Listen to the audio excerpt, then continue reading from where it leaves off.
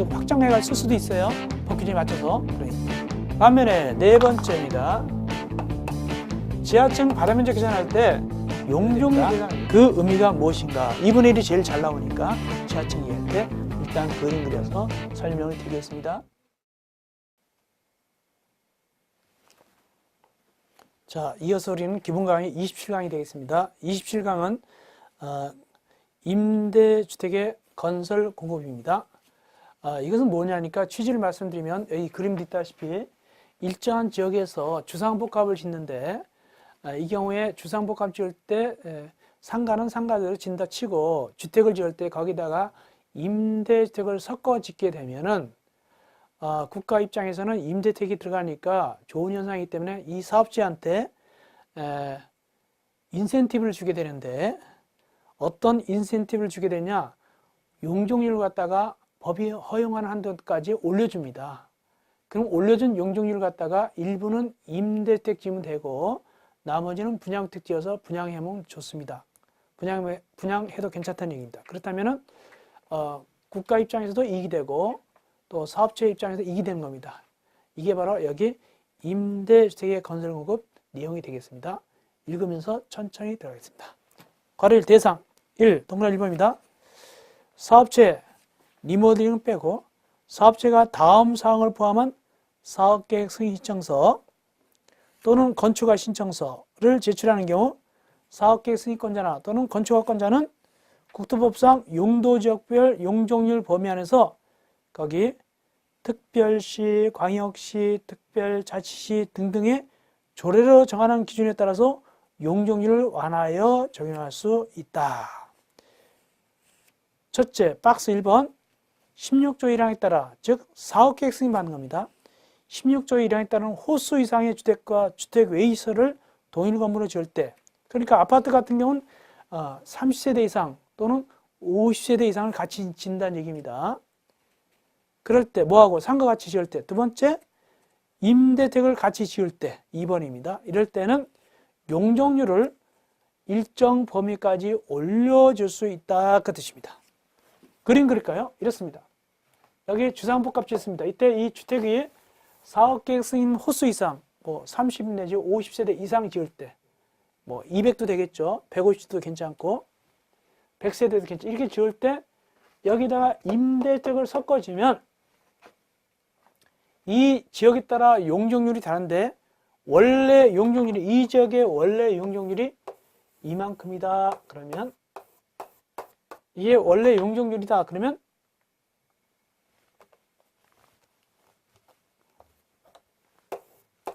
이것이 이 지역의 용적률이다. 이미지로 봤을 때 이미지입니다. 이렇게 봤을 때 이만큼 더 올려줄 수 있다는 얘기입니다. 이만큼 더 용적률을 올려줄 수 있다. 그래서 용적률을 갖다가 올려줄 수 있습니다. 이만큼. 물론 법이 허용하는 한도 내에서 조례를 정해서 올려줍니다. 그러면 이 올려준 용적률을 갖다가 모두 임대주택 짓는 건 아닙니다. 모두 임대주택 건설하는 건 아니고 얼마를 하게 되냐? 거기 100분의 60 이하에서 대통령령으로 정하게 되는데 그것이 100분의 30 이상 100분의 60 이하의 범위에서 시도 조례로 정하게 됩니다. 결국에는 수치는 뭐냐면 100분의 30 이상 100분의 60 이하 범위 내에서 이게 이제 임대주택입니다. 임대주택. 이게 임대주택을 건설하면 되고 여기에 대한 나머지 요거에 대한 나머지는 뭘 짓게 된다? 요거에 대한 나머지는 분양주택을 지으면 된다는 얘기입니다. 그런 뜻입니다. 그래서 올려준 용적률을 다 임대주택 지을 필요는 없어요. 100분의 30 이상 100분의 60 이내에서 시도 조례로 정하는 범위만 임대주택 짓고 나머지는 분양주택 지어서 또 팔면 된단 말이죠. 그러니까 이 사업체도 손해본 거 없다는 얘기입니다. 그런 얘기입니다. 이럴 때 임대택을 지을 때 그냥 일정한 그 1층이면 1층, 2층이죠. 몰아짓는 것이 아니라 추첨해가지고 골고루 섞습니다. 이렇게 섞어가지고 임대택을 짓게 됩니다. 그래서 이걸 지었으면 이 사업체가 A다. A라는 사업체가 있다. 그러면 이걸 갖다가 자기가 직접 임대하는 것이 아니라 공공기관한테 넘깁니다. 이걸 인수자입니다. 인수자가 이를 인수해가지고 인수자가 임대합니다. 인수자가 임대하게 돼요. 그래서 이 사업자가 지었지만 지은 것을 다시 팝니다. 인수자한테, 공공기관한테. 그럼 공공기관이 사가지고 임대합니다. 결국 이건 무슨 임대가 되냐면 공공임대주택이 되겠죠. 공공임대주택이 되는 겁니다. 자, 인도 알고 우리가 계속해서 설명 좀 드리겠습니다. 동그라 2번입니다. 그래서 이제 용적률 완화됐잖아요. 용적률 완화하는 경우 사업자는 용적률 완화된 용적률 100%를 갖다가 임대주택 짓는 게 아니라 100분의 60 이하의 범위에서 대통령령으로 정하는 비율 이상만 임대주택 지으면 되는 겁니다. 이 구체적인 비율이 얼마냐? 대통령령이 얘기하기를 100분의 30 이상, 100분의 60 이하 범위에서 시도조례를 정한다. 요겁니다. 요 비율 이상만 임대주택 지으면 되고 나머지는 분양주택 지어서 분양을 먹으면 되는 겁니다. 이 경우 이 사업체가 임대주택을 자기가 직접 임대하는 것이 아니라 누구한테? 국토교통부 장관, 시도의사, 한국도시주택공사 또는 지방공사한테 공급해야 되며 인수자한테 팔아야 되며 이 중에서 누가 우선권이냐? 시도의사가 우선 인수할 수 있다. 시도의사가 우선적으로 임대주택 살 수가 있습니다. 다만 시도의사가 임대주택을 인수하지 아니하는 경우는 다음 구문에 따라서 국토교통부 장관에게 인수사 지정을 요청해야 된다. 나머지 읽어보시면 될까요? 별건 아니고 대상 주택 선정 2번입니다. 괄호 2번. 임대주택 선정은 추첨합니다. 거기 보니까 사업체는 공급되는 주택의 전부를 대상으로 공개 추첨 방법에 의해서 인수사에게 공급하는 임대주택을 선정해야 되며 골고루 섞이는 거예요. 결국에는 그 결과를 인수사에게 통보하여야 한다. 가격. 그 다음 페이지입니다. 공급 가격입니다. 그러면 이게 이제 공공임대주택이 되는데 인수자들이 뭐냐면 공공기관이니까 그러면 싸게 임대될 거 아닙니까? 그러면 싸게 임대하려면 이걸 임대주택을 싸게 매입해야 되겠죠? 값싸게 매입을 해야 될 거 아닙니까? 그 싸게 사야 된단 말이죠. 얼마 주고 사느냐? 공급 가격. 임대주택의 공급 가격은 공공주택특별법에 따라 임대주택의 매각 시 적용하는 공공건설 임대주택의 분양전환 가격의 산정 기준에서 정하는 건축비로 하고, 즉 건축비는 공공건설 임대주택 분양전환 가격입니다. 그걸 기준으로 합니다. 그리고 땅값은 그 부속 토지는 인수자에게 기부 체납하는 겁니다. 땅값은 안 받는다. 그래서 결국에는 이 건물값만 싸게 파는 거예요. 그것도 거기에 공공건설 임대주택 분양전환 가격에 산정하는 기준으로 해야죠. 건축비는 받고 땅값은 안 받습니다. 싸게 산단 말이죠. 그래서 임대하게 되는 것이죠. 나머지 등기 촉탁. 사업체는 임대주택의 준공인가를 받은 지체 없이 인수자에게 등기를 촉탁 신청하여야 한다. 이 경우 사업체가 거부 또는 지체하는 경우는 인수자가 등기를 촉탁 또는 신청할 수 있다. 한마디로 말씀드리면 이제 그 임대주택의 그 소유권을 넘겨줘야 된다는 얘기죠. 등기해가지고 정식으로 법적으로도 등기부상으로 넘겨야 된다. 그 뜻입니다. 저쪽에서 안 넘겨주면 이쪽에서 등기를 촉탁 신청할 수도 있고요. 자, 인도하시면 됐고, 이어서 제5장 주택의 관리입니다. 주택의 관리 5장 이 부분은 말이죠. 양이 많긴 많지만 사실상 쉽습니다. 왜냐하면 같은 2차 과목인 공동주택 관리 실무에서 많이 들어보던 걸 또 배우는 거기 때문에 쉽습니다. 그래서 약간 진도는 빨리 나가겠습니다만 그래도 할 거는 다 할 테니까 너무 걱정하지 마시고, 자, 공부하겠습니다. 제5장 주택관리. 이 부분은 실무에서도 똑같이 배우는 부분입니다. 보겠습니다. 주택관리 적용 범위. 원칙, 전면적 적용주택. 이게 무엇이냐면 이 주택법에 보면 또는 주택법 시행령 보면 40몇 초 이하가 다 공동주택 관리 규정입니다. 이걸 갖다가 그 규정을 전부 적용하는 대상이 있고 일부만 갖다 쓰는 대상이 있단 말이죠. 이때 전부 적용하는 대상이 뭐냐? 거기 보죠. 전면적 적용주택, 즉 주택법상에 나와 있는 공동택 관리 규정을 전부 적용한다는 뜻입니다. 주택법에서 정하는 공동택에 관련 사항은 어디에다 전부 적용하냐? 사업계획 승인받아 건설한 공동택, 부대시설, 복리시설에다가 적용한다. 사업계획 승인받아서 건설한 공동택, 부대시설, 복리시설에 적용해야 되는 게 원칙입니다. 다만 예도 있다. 뭐냐? 거기 부분적 적용주택 2번입니다. 일부만 적용한다. 일부만 적용하는 게 어떤 경우냐? 첫째, 임대를 목적으로 건설한 공동택. 임대를 목적으로 건설한 공동택은 일부만 갖다 적용한다. 다만 끝에 민간 임대주택에 관한 특별법에 따른 민간 임대주택 관리는 그 법이 정하는 바에 따른다. 그 법에서 알아서 한다. 여기서 안 한다. 나머지만 여기서 일부 갖다 쓴다. 나머지 임대주택만 일부 규정 갖다 쓴다. 민간 임대주택에 관한 특별법상의 민간 임대주택은 그 법에서 알아서 할 것이고 그것이 아닌 것만 여기서 일부 갖다 쓴다.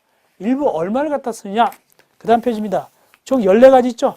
14가지 내용을 갖다가 적용한다. 전부는 아니고 14가지만 적용한다.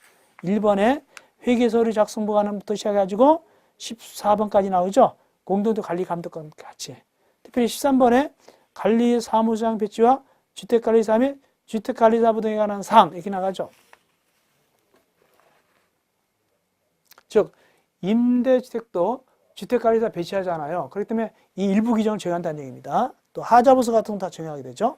그 다음에 가로 2번 분양 목적으로 허가를 받아 건설한 공동택. 이거는 건축허가 받아서 아파트 지었다? 건축허가 받아서 연립 지었다 그런 뜻입니다. 분양 목적으로 건축 허가 받았다. 사업계획 승인이 아니라 건축 허가 받았다는 겁니다. 그 얘기는 세대수가 작다 그런 뜻입니다. 규모가 작다. 세대수가 작을 때 얘기하는 겁니다. 이럴 때는 건축 허가 받잖아요. 예를 들어서 연립이다. 연립이 원래 50세대가 이사할 때 원래 사업계획 승인 받죠? 근데 30세대다. 이건 건축 허가 받을 거 아닙니까? 그런 경우입니다. 이럴 때는 몇 가지만 갖다 쓰냐? 거기 3가지만 갖다 쓴다. 3가지만 적용한다. 1번 거기 부대시설 및 입주자 공유인 복리시설의 용도 변경 허가 기준에 관한 사항. 2번 리모델링 주택조합의 리모델링 회의가 관한 사항. 리모델링 주택조합은 조합원수가 필요 없잖아요. 조합원수가 적용이 없죠. 제한이 없으니까 할 수가 있겠죠. 등등 뭐 3가지입니다. 세 번째 복합주택 건물 주상복합. 우리가 잘 알다시피 주상복합인 경우는 150세대 이상 할 때는 의무관리가 되고 어떤 경우다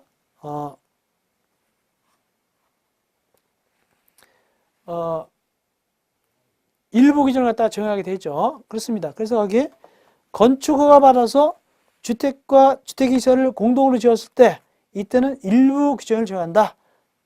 건축허가 받아서 지었을 때 이때는 일부 규정을 적용하게 되겠습니다. 거기 쭉 나오죠. 여러 가지가 있죠.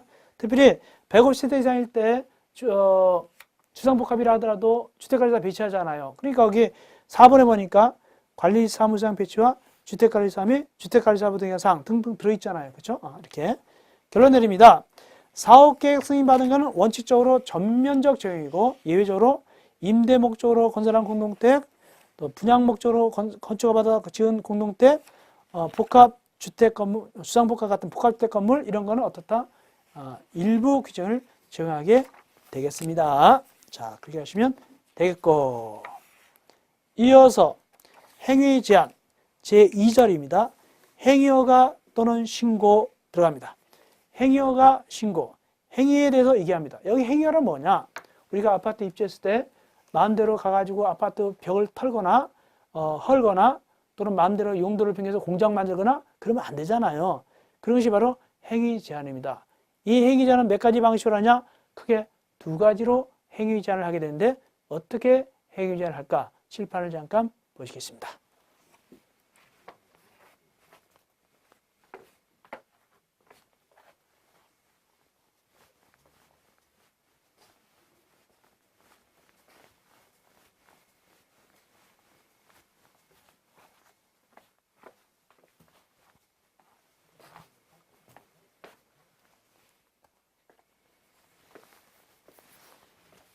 그래서 행위 제한은 크게 봤을 때, 숲을 봤을 때, 나무 말고 숲을 봤을 때, 크게 숲을 보면 두 가지가 있습니다. 시장, 군수, 구청장한테 가는 경우가 있고, 또 하나 관리 주체한테 가는 경우가 있습니다. 이때 시장, 군수, 구청장한테 가서는 뭘 받아야 되느냐? 허가를 받는 경우가 있고 신고를 하는 경우가 있습니다. 그리고 관리 주체한테 가서 뭐 받느냐? 동의를 갖다가 받게 되는데 이게 몇 가지냐면 6가지가 있습니다. 이렇게 됩니다. 먼저 시장, 군수, 구청장한테 허가 신고하는 경우가 어떤 경우냐? 거기 1. 행위허가 신고. 이게 바로 시장, 군수, 구청장한테 가가지고 허가 또는 신고하는 겁니다. 보겠습니다. 공동택의 입주자, 사용자 또는 관리 주체가 다음에 각 어느 하나에 해당하는 행위를 하는 경우는 허가 또는 신고와 관련된 면적, 세대수 또는 입주자 등의 비율에 관하여 입주자 등의 동의 비율에 관해서 대통령령으로 정하는 기준 및 실세 등에 따라서 결국에는 시장, 군수, 구청장한테 허가 받거나 신고를 하게 되는데 이게 대통령령으로 정하는 기준이 뭐냐? 옆 페이지입니다. 이것은 교재에 따른 안 넣은 교재도 있습니다. 이건 이제 실무에서 주로 나오거든요. 그래서 참고적으로 실무도 도와주기 위해서 참고 넣어놨습니다. 보니까 그게 대통령령으로 정하는 기준인데 거기 별표상 그래서 한 페이지, 두 페이지, 세 페이지, 5페이지가 있죠. 이 표를 잠깐 보는 방법을 해드리면 실무에서 나옵니다. 실무에서 주로 나오는데 잠깐 그래도 실무를 도와주는 위해서 표 봐드리면은 가운데 줄은 허가 기준입니다. 가운데가 허가 받는 것이고 제일 오른쪽은 신고하는 줄입니다. 그래서 가운데는 시장군수한테 허가 받는 내용이 쭉 나오고 제일 오른쪽은 시장군수한테 신고하는 내용들이 쭉 나옵니다. 그래가지고 모두 거기 한 페이지, 두 페이지, 세 페이지, 네 페이지, 5페이지가 있죠. 실무에서 주로 나옵니다. 다만 제가 여기서 꼭 알아야 될 거는 나중에 심화 강의에서 이 표에서 이거는 꼭 알아야 됐다.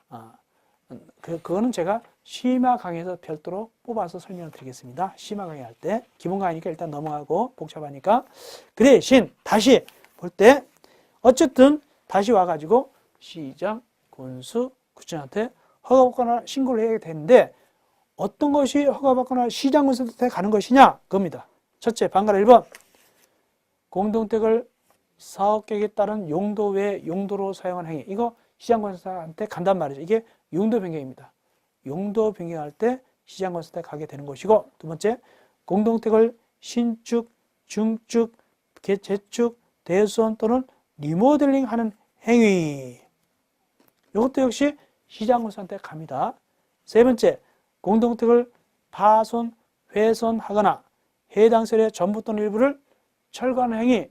이것도 시장, 군수한테 가가지고 허가받거나 신고하는데 다만 주의할 게 있어요. 이게 더 잘납니다. 다음에 해당하는 경면 행위는 제한다. 이게 잘 나와요. 이게 다음에 해당하는 경면 행위. 이건 뭐냐? 이거는 시장, 군수한테 허가 신고받는 게 아니다. 그 뜻입니다. 박스입니다. 1. 창틀, 문틀 교체. 2. 세대 내 천장, 벽, 바닥에 마감재 교체 등등해서 몇 가지. 거기 통신선로, 그 다음에 비읍, 보안 등 시효 폐기물이라고 되어 있는데 미음을 오로 고치고 미음을 오, 그 다음에 비읍을 6, 시옷을 7로 고치면 되겠어요. 5번, 6번, 7번 이렇게.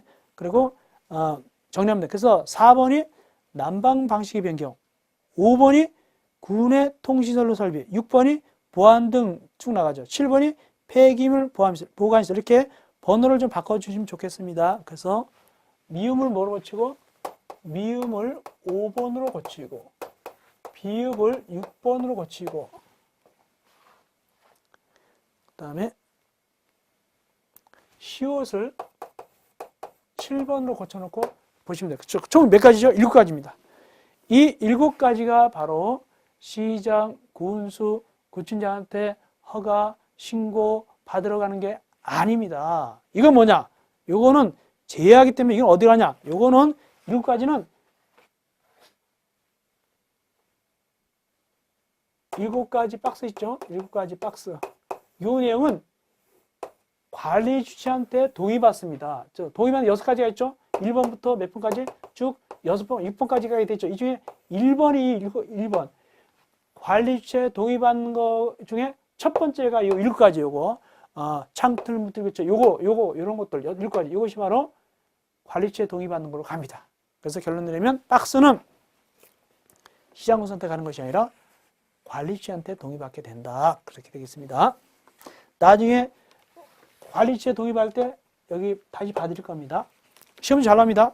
그래서 예를 들어서 창틀 문틀 개천은 시장군수한테 허가받는 것이 아니라 신고하는 것이 아니라 누구한테 간다고요? 관리 주체한테 동의받으러 가는 겁니다. 예를 들어서 다시 네 번째 방가로 4번 그 밖에 공동택의 효율적 관리의 지장을 주는 행위로서 다음 각 행위 1번 공동택의 용도 폐지 2번 공동택의 재축 및 비내력벽 철거 이거 2가지 이것도 역시 시장, 군수, 구청장한테 가는 겁니다. 거기 방가로 3번의 박스만 그것만 관리처한테 동의받는 겁니다. 그리고 옆에 페이지 기준은 이건 실무에서 주로 나오는데 다만 심화 강의할 때는 그래도 이 중에서 가장 중요한 걸 갖다가 복잡하죠. 가장 중요한 걸 뽑아서 제가 심화 강의할 때 적어 드릴 겁니다. 그때 하시면 되겠고 그 다음에 우리 쭉 가셔서 그 표 가신 다음에 끝난 다음에 3번 허가나 신고의 절차 보겠습니다. 동그라미 3번 허가나 신고의 절차 1. 허가 신청서 신고서 제출 당연하죠. 그래서 예를 들어서 허가받거나 신고한다. 누구한테 가야 될까요? 당연히 거기 허가 신청서 또는 신고서에 국토교통부령이 정하는 서류를 첨부해서 시장, 군수, 구청장에게 제출하여야 한다. 허가 신고의 취소, 시장 등은 입주자 등등등이 거기 거짓이나 그 밖에 부정한 방법으로 허가를 받거나 신고를 했다. 이때는 행위 허가를 취소할 수 있다. 당연하죠. 물릴 수 있다는 얘기죠. 취소할 수 있다. 그 다음 넘어서 위에 가로 3번입니다. 리모델링 기본계획 수립 대상 지역에서 세대수 증가용 리모델링을 허가하는 시장 등은 리모델링 기본계획에 부합하는 범위에서 허가해야 된다. 이게 당연한 것이죠. 리모델링 기본계획 세워놔서 그 범위 내에서 허가해야 되겠죠. 특별히 세대수 증가형 리모델링이죠. 세대수 증가형 리모델링. 리모델링을 세대수 증가도 할 수 있죠. 수평으로 증가할 수도 있고 수직으로 증가할 수 있죠. 특별히 수직 증가는 좀 더 신경을 써야 되죠. 네 번째, 리모델링. 리모델링 동의 요건. 다음에 해당하는 자는 시장, 군수, 구청장한테 허가를 받아 리모델링 할 수 있다. 다만 리모델링에 동의한 입자는 리모델링 조합 또는 입대에서 허가 신청서 제출하기 전까지는 서면으로 동의를 처리할 수 있다. 제출하고 나면 동의 처리 못합니다. 제출하기 전까지 서면으로 동의를 처리할 수 있어요. 어쨌든 리모델링 할 때 여기 2가지로 리모델링 하는 경우가 있단 말이죠. 허가를 받으러 갑니다. 첫째, 방가로 1번. 요거는 조합입니다. 조합이 리모델링 허가받는 겁니다. 방가로 2번. 요건 입대입니다. 방가로 2번부터 봅시다. 우리가 실무에서 배울 때 보통 입대 그렇게 부르죠. 정식 명칭은 입주자 대표입니다. 다만 강의할 때는 그냥 입대이 이렇게 부르겠습니다. 시험 문제 풀 때는 주관식 나면 입주자 대표 이렇게 적어야 됩니다. 그래서 입대이가 할 때는 어떤 겁니까? 주택단지 전체 거기 주택 소유자 전원동의 얻은 입대이. 전원동의 얻은 입대이가 리모델링 할 수 있어요. 리모델링 할 수 있는데 사실상 전원동의 받기가 쉬워요? 어렵죠. 그래서 방가로 2번은 거의 안 하고 방가로 1번처럼 조합을 만들어서 합니다. 조합은 100% 동의 안 받아도 되니까 봅시다. 동별 또는 주택단지별로 설립된 리모델링 주택조합입니다. 리모델링 주택조합이 리모델링 허가받아서 리모델링 할 수 있는데 이때 허가받기 위해서는 리모델링 허가받기 위해서는 거기 단지 전체 리모델링 할 때 주택단지 전체 리모델링 할 때는 주택단지 전체 금은 소유자 및 의결권의 각 5분의 4 이상 동의와 전체 5분의 4입니다. 그 다음에 각 동 구분 소유자면 의결권의 각 3분의 2 이상 동의 얻어야 돼요. 반면에 동을 리모델링 할 때는 거기 그 한 동의 구분 소유자면 의결권의 5분의 4 이상 동의를 얻어야 됩니다. 이것이 리모델링 할 때 리모델링 허가받으러 가는 조합의 동의 요건이었어요. 여기서 주의할 게 있어요. 뭘 주의해야 되냐? 이겁니다.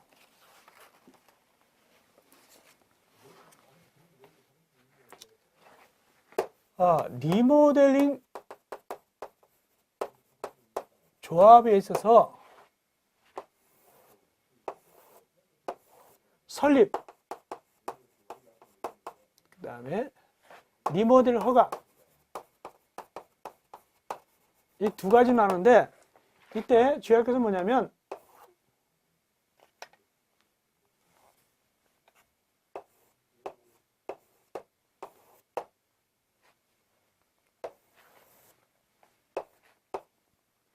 단지 전체, 그 다음에 한동, 각동, 한동할 때. 그래서 리모델링 할 때, 조합 만들 때 단지 전체 조합 만들 수 있고 한동할 수도 있어요. 이때 얼마냐면 단지 전체는 얼마냐? 각동 3분의 2, 전체 3분의 2 결의하면 돼요. 3분의 2입니다. 반면에 한동할 때는 그냥 그 동에 3분의 2 결의하면 조합 설립할 수 있어요. 이때 인가받 들어가죠. 누구한테? 시장공사 주주한테. 근데 이렇게 조합 만들 때는 무조건 3분의 2 동의 결의입니다. 조합을 만들 때 이 만들어진 조합이 리모델링 하려면 다시 또 동의 받는데 이때는 단지 전체 할 때는 전체 5분의 4 각동 3분의 2 동의 받아야 돼요. 여기 동의입니다. 동의. 그 다음에 한동 리모델링 허가 받을 때는 그 동 리모델링 허가 받을 때는 한동만 할 때는 5분의 4 이상 동의 받아야 리모델링 허가 받으러 갈 수 있습니다. 그래서 조합을 만들 때는 무조건 3분의 2입니다. 근데 그 만들어진 조합이 리모델링 할 때는 리모델링 허가를 따로 받는데 이때는 동의 받는데 잔디 전체는 전체 5분의 4 각동 3분의 2 동의 받고 한동 할 때는 그 동의 5분의 4 동의 받아야 리모델링 허가 받으러 갈 수가 있어요. 누구한테? 시장, 군수, 구청장한테. 이런 의미입니다. 그래서 이게 우리가 지금 배운 건 이겁니다.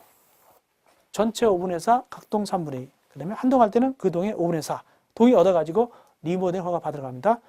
조합이 할 때, 리모델링 조합이 할 때 그 뜻입니다. 그 다음에 가로 2번 도시계획위원회 심의입니다. 그렇게 중요한 건 아닌데 봐드릴게요.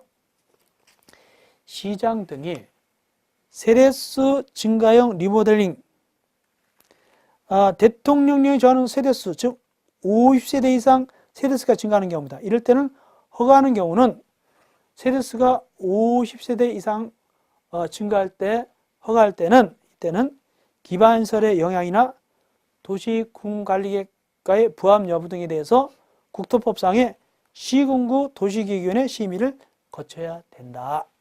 국토법상 도시계획위원회는 크게 두 가지가 있습니다. 중앙도시계획위원회하고 지방도시계획위원회가 있거든요. 특별히 지방도시계획위원회는 시도도시계획위원회 있고 시군구가 있는데 여기서는 시군구 도시계획위원회 심의를 거치라 그 뜻입니다. 세대수 증가형 몇 세대 이상일 때 50세대 이상 증가할 때 얘기하는 겁니다. 그 다음에 권리변동계획의 수립입니다. 예를 들어서 지역 거기 면적이 변환되든가 전유 면적이 변환되든가 대지 지분이 변환되든가 이렇게 바로 권리변동계획 수립하는 겁니다. 세대수가 증가되면 대지도 쪼개야 될 거 아닙니까? 또 전유 면적도 변하게 되겠죠. 이런 것 등등 갖다가 정하는 것이 권리변동계획 수립하는 겁니다. 보겠습니다. 세대수가 증가되는 리모델링을 하는 경우에는 기존 주택 권리의 변동, 기존 주택 권리가 변동되지 아무래도 공용 부분의 면적도 줄어들 것이고 공용 지분도 줄어들 것이고 이렇게 되겠죠. 아무래도 작아지겠죠. 또 대지권 같은 것도 작아지겠죠. 이런 권리 변동이라든가 비용 분담 등 다음에 관한 사항에 대해서 계획을 수립한다. 이게 바로 뭐냐면 권리 변동 계획입니다. 이를 수립해가지고 사업계획 승인 또는 행위허가를 받아야 되게 되죠. 그 다음 이 경우 1과 2에 따라서 대지 및 건축물의 권리 변동 면세를 작성하나 조합원의 비용 분담 금액을 산정하는 경우는 감정평가업자가 리모델링 전후에 재산 또는 관리에 대한 평가한 금액을 기준으로 해야 된다. 즉 이럴 때 그 금액 작성 같은 거 할 때는 감정평가 금액을 합니다. 그래서 여기 권리변동계획 세울 때 어떤 계획을 세우느냐 거기 보니까 1번 리모델링 전후 리모델링 하기 전과 한 후에 대지 및 건축물의 권리변동 명세 뭐 면적이 변했다든가 이런 거 명세. 두 번째 조합원 비용 분담 등등 이런 걸 갖다가 해가지고 권리변동계획을 세웁니다. 왜? 세대수가 증가되기 때문에. 다음 네 번째 시공자 선정. 리모델링 할 때 이게 시공자가 문제가 많이 되나 봐요. 시공자를 갖다가 뭐 누구 친구 세워가지고 뭐 말씀되어 버리기 때문에 시공자는 반드시 경쟁 입찰이 원칙이다. 다음은 예외적으로 이제 경쟁 입찰 안 하는 경우도 있죠. 보겠습니다. 1번입니다. 리모델링 하는 경우 설립 인가받은 리모델링 택조합의 총회 또는 소유자 전원 동의 받은 입대에서 건설 산업 규범에 따른 건설업자나 또는 건설업자라 부르는 등록사업자를 시공자를 선정해야 된다. 언제? 리모델링 조합 총회나 또는 입대위에서 소유자 전원 동의 받은 입대위에서 시공자를 선정합니다. 누구를? 건설업자나 또는 건설업자라 부르는 등록사업자를 시공자를 선정하는데 만약에 이걸 위반했다. 여기는 안 나오지만 이걸 위반하면 3년 이하의 징역 3천만 원 이하의 벌금에 처하게 됩니다. 두 번째, 이때 시공자 선정할 때는 아무나 하면 안 되고 거기 경쟁입찰 방법, 국토교통부 장관이 정하는 경쟁입찰 방법으로 하여야 한다. 이게 원칙입니다. 다만 시공자 선정에서 2회 이상 경쟁입찰 실시하였으나 입찰자가 하나밖에 없다. 또는 입찰자가 없다. 이럴 때는 경쟁입찰 못하잖아. 이럴 때는 예외다. 그때는 수의계약 해야 되겠죠. 그런 뜻입니다. 요거 원칙적인 경쟁입찰 규정 위반에도 역시 법정형 3년 이하의 징역 3천만 원 이하의 벌금에 처하게 됩니다. 다섯 번째, 사용검사, 공동택의 입주자 등은 거기 시장 리모델링에 관해서 시장 군수 구청장의 허가를 받거나 신고한 후 그 공사 완료했다. 이때는 누구한테 사용검사 받느냐? 시장 군수 구청장한테 사용검사를 받아야 하며 사용검사에 관해서는 법 29조를 규정한다.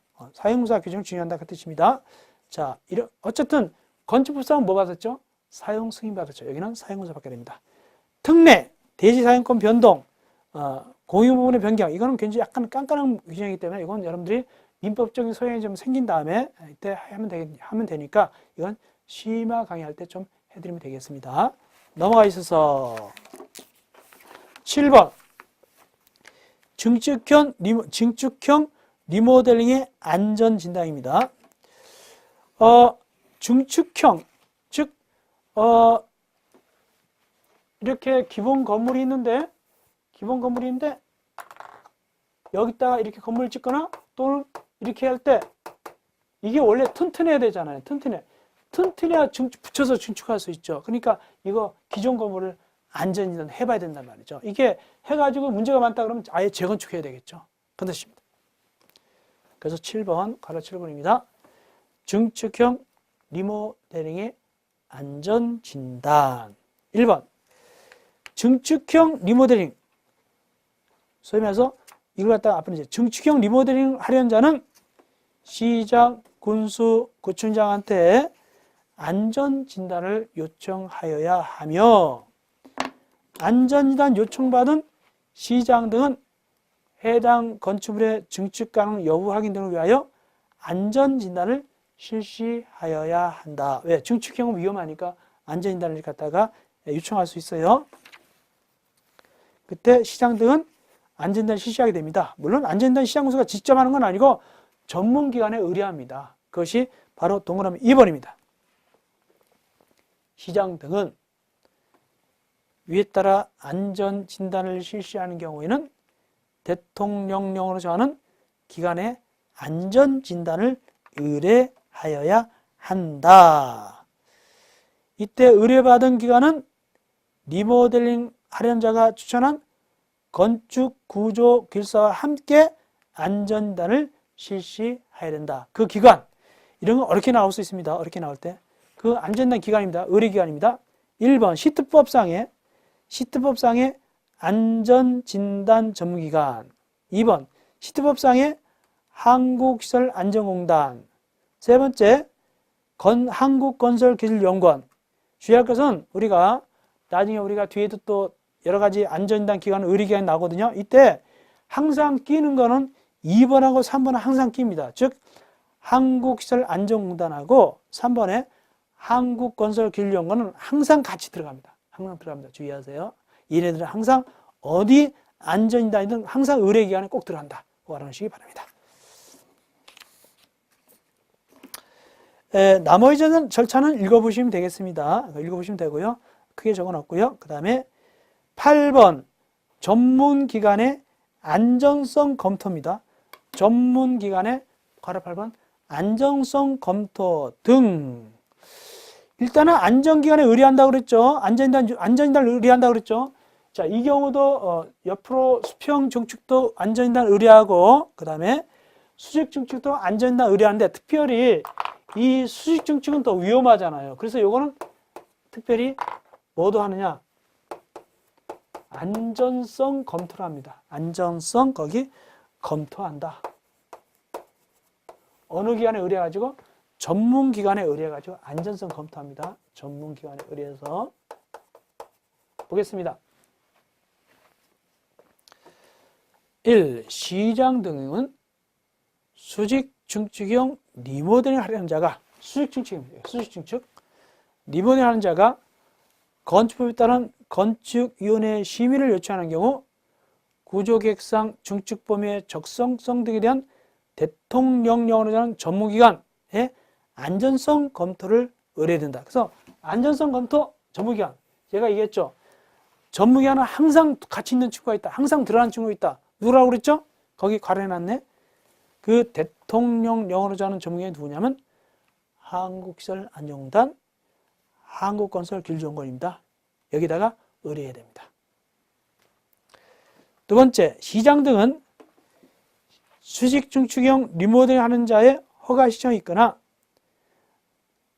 위에 따른 안전진단 결과 국토교통부 장관이 정하여 고시하는 설계도서 변경이 있는 경우 제출된 설계도서상 구조안전성, 적정성 여부에 등에 대해서 위 1항에 따라 검토를 수행한 전문기관의 안전성 검토를 의뢰해야 된다. 역시 설계도서에 대해서도 역시 설계도 같은 것도 안전성 검토를 의뢰해야 됩니다.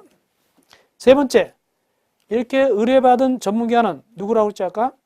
한국시설안전공단 또는 한국건설기술연구원은 국토교통부 장관이 정하여 고시하는 검토 기준에 따라서 검토 기간을 대통령령이 정하는 기간 며칠? 30일 체크. 의뢰를 받는 30일 내에 시장 군수한테 제출해야 되고 제출받은 시장 등은 특별한 사유가 없는 한 거기 위원회 심의 또는 허가 시 제출받은 안전성 검토 결과를 반영해야 된다. 거기 30일입니다. 30일 내에 제출합니다. 누구한테? 시장, 군수, 구청장한테. 전문기관은 되겠습니다. 그럼 나머지 읽어보시면 됐고요. 다음 괄호 10번 리모델링 기본기계 수리권자 및 대상 지역 등. 이건 굉장히 중요하죠. 이것은 2015년도 시험에도 나왔습니다. 보겠습니다. 리모델링 기본기계 수리권자 및 대상 지역 등. 어느 지역의 리모델링을 몇 년 단위로 수립하는가? 이게 가장 중요합니다. 어딜까요? 거기 특별시장, 광역시장, 대도시시장은 대도시는 인구가 50만 이상인 지방자치단체입니다. 특별시 광역시 빼놓고 대도시시장은 관할구역에 대해서 다음 각고 사항을 포함한 리모델링 기본계획을 10년 단위, 이거 나왔어요. 10년 단위 수립한다. 누가? 특별시장, 광역시장, 대도시장입니다. 10년 단위 꼭 이거고. 다만 세대수 증가형 리모델링에 따른 도시 과밀 우려가 적은 경우 등 대통령령이 정할 때는 기본계획을 안 할 수도 있다. 영향이 적은 건 안 할 수도 있습니다. 이때 기본 계획에 들어가는 내용이 박스 안에 6가지가 있죠. 참고로 보시면 됩니다. 거기 계획의 목표 및 기본 방향, 도시 기본 계획 등 관련 계획 검토 등등 6가지 참고로 보시면 되고, 그런데 분명한 사실은 아까 도시 중에는 대도시만 한다고 그랬잖아요. 근데 대도시가 아닌 경우도 리모델링 계획을 수립해야 되는 경우가 있어요. 그것이 바로 동그라미 2번입니다. 대도시가 아닌 시의 시장은 세대수 증가형 리모델링에 따른 도시 가변이나 일시 집중 등이 우려돼서 도지사가 이건 필요해 라고 할 때 도지사가 리모델링 기본계획 수립이 필요하다고 인정한 경우 리모델링 기본계획을 수립해야 된다. 다시 말씀드리면 대도시가 아닌 시장도 수립하는 경우가 있어요. 누가 인정하면? 도지사가 인정하면 수립해야 될 때가 있습니다. 동그라미 3번 리모델링 기본계획의 작성 기준 및 작성 방법 등은 국토교통부 장관이 정한다. 이건 참고로 보시면 되겠고요. 자, 여기까지 하죠. 여기까지 해서 우리가 27강을 끝내고요. 28강은 괄호 11번 리모델링 기본계획 수립 절차에 대해서 우리가 하면 되겠습니다. 여러분들 고생했습니다. 28강에서 뵙겠습니다.